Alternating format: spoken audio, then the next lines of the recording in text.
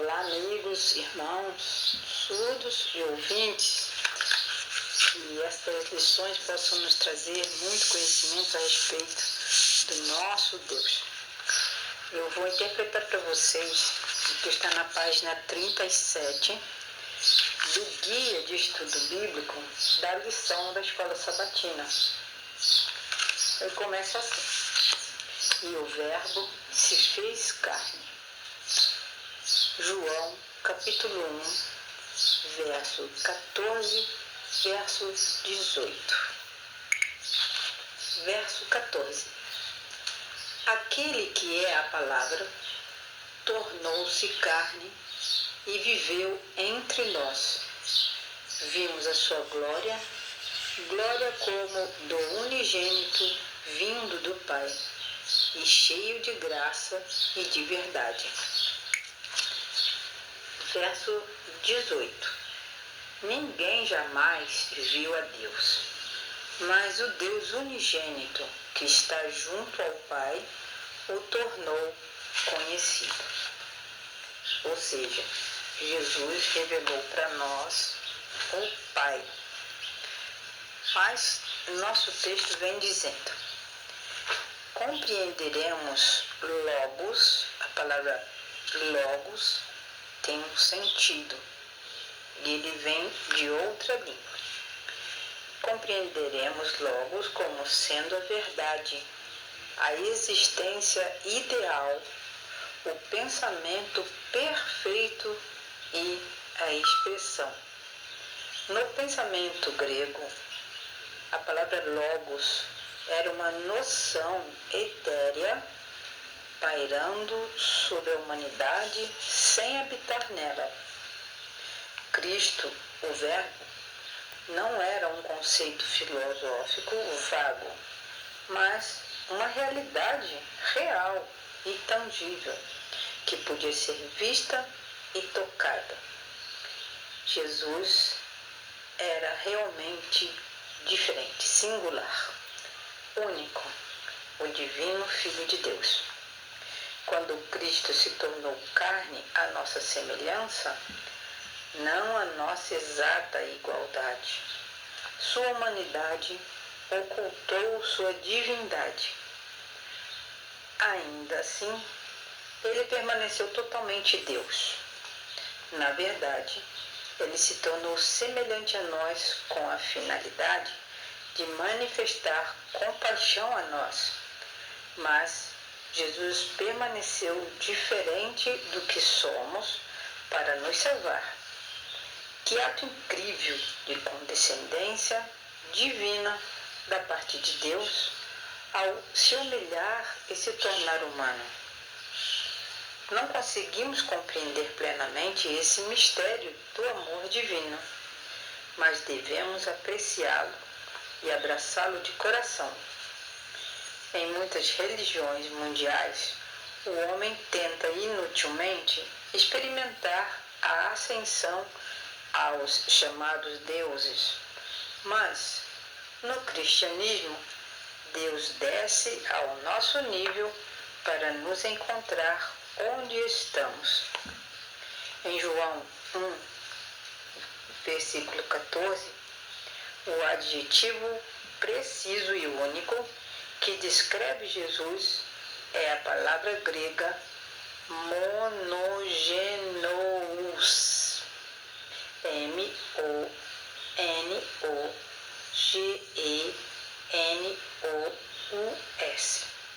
que se traduz como unigênito, que significa literalmente único. Essa singularidade é tão importante e tão indispensável que a nossa salvação depende dela, pois sem ela estaríamos para sempre condenados à morte em nossos pecados, em vez de sermos redimidos pela justiça e pela vida do Filho unigênito de Deus. A palavra unigênito, em João 1, 14 e 18, tem sido mal aplicada ao longo da história do cristianismo, de maneiras que a Bíblia nunca pretendeu. Por exemplo, já foi sugerido que em algum tempo indefinido e muito distante, antes de qualquer coisa ter sido criada, o Filho foi gerado ou criado pelo Pai Eterno. No entanto, essa é uma ideia falaciosa. Cristo foi verdadeiramente o originador e o criador de todas as coisas, não um ser criado.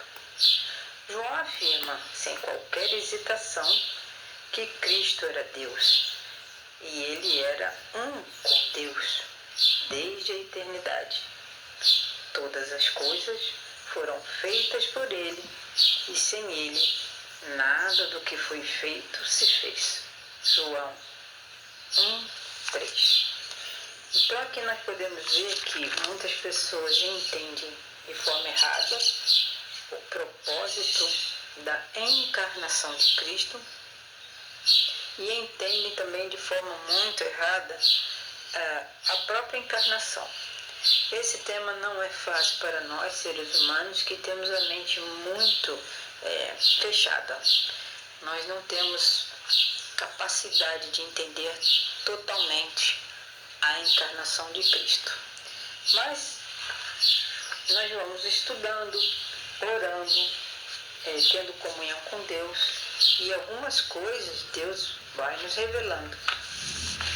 O verso áureo para nós memorizarmos está em João 1, versículo 1. No princípio era a palavra, e a palavra estava com Deus, e a palavra era Deus.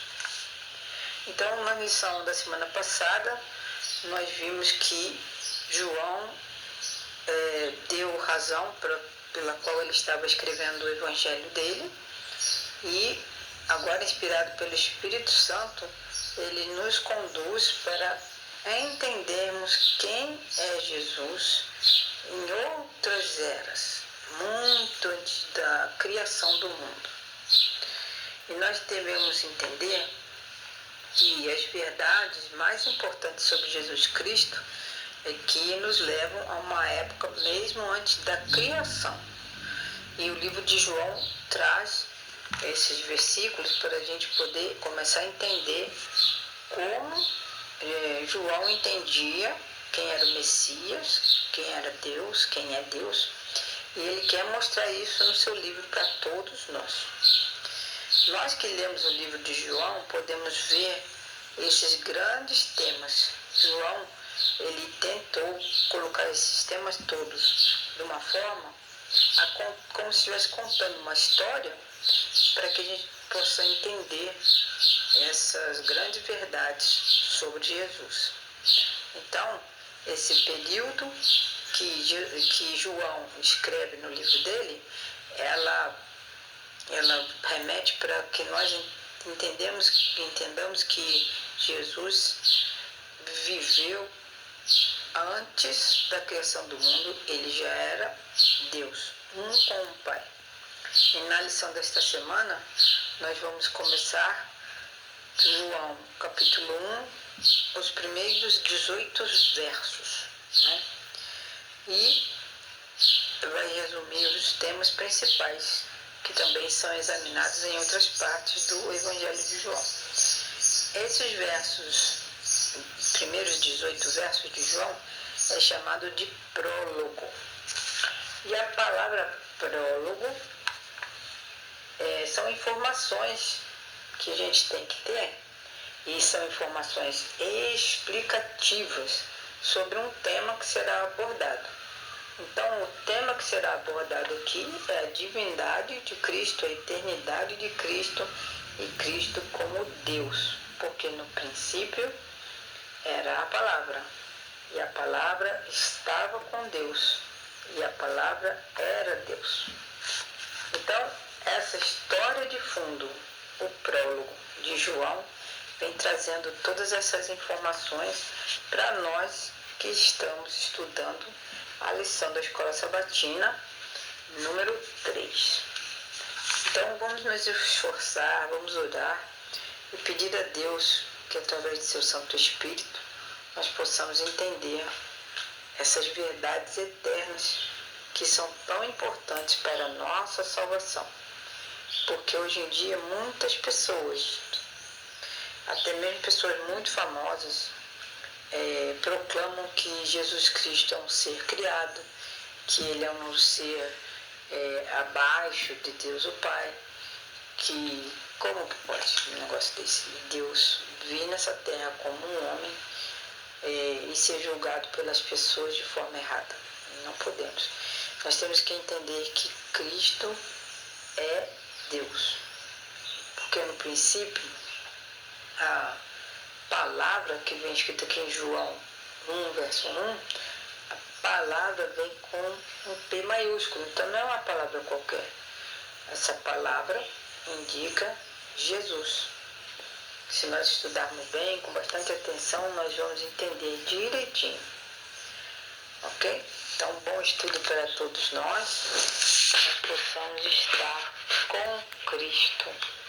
E um dia, talvez, nós possamos entender a divindade de Cristo totalmente. Quem sabe? Mas vamos fazer tudo para estarmos prontos quando Ele voltar.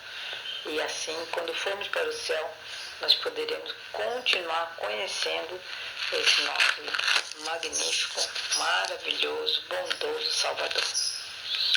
Um forte abraço e que todos possam entender a palavra de Deus através do Espírito Santo. Amém.